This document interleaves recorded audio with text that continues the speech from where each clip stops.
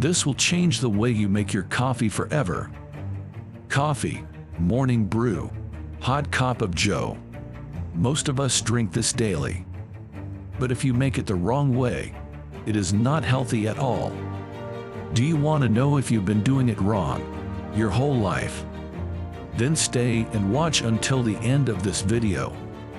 Well, there are two ingredients in coffee that are relevant here. That's caffeine and Cafestol. Caffeine is the stimulant in coffee. It stimulates the production of adrenaline and cortisol. You become sharper, your heart beats faster, and your blood starts flowing faster. For most people, this is one of the reasons they drink coffee. Just a boost. But everyone knows it when you have drunk just a little too much coffee. You feel irritable, nervous, restless, and sweaty.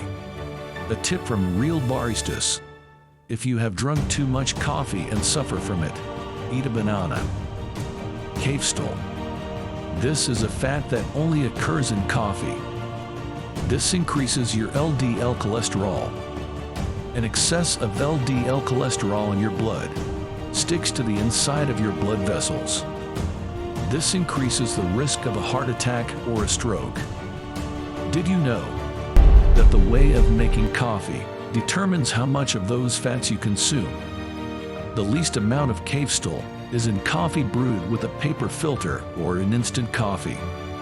In coffee made with cups, like Nespresso, there is more Cafestol. Coffee from a French press or other ways of cooking coffee contain the highest amount of Cafestol.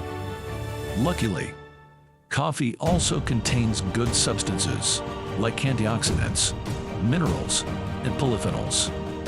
Antioxidants. These help to prevent or delay cell damage. Minerals. These are necessary for your body's well-being and are used by your body for a variety of functions, including keeping your bones, muscles, heart, and brain in good functioning order. Polyphenols. This is thought to boost digestion and brain health, as well as protect against heart disease, type 2 diabetes, and even certain cancers.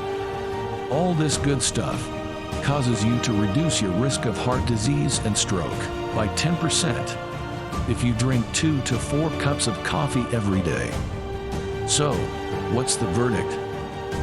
Is coffee healthy? Yes.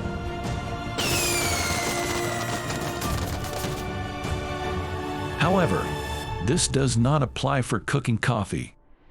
So you watching this video, drink your coffee the right way and enjoy.